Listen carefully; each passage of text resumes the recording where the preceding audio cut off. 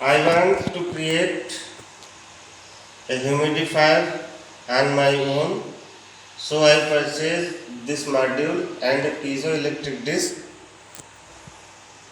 I am giving power to the chip. See, it's working. It is a single head humidifier.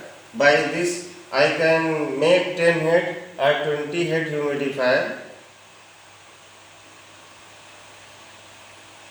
By this equipment we can save water in our mushroom farm.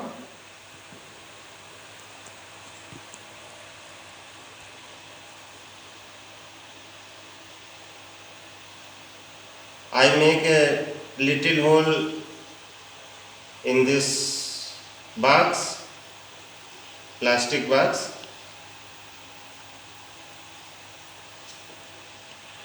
Water is filled in this box.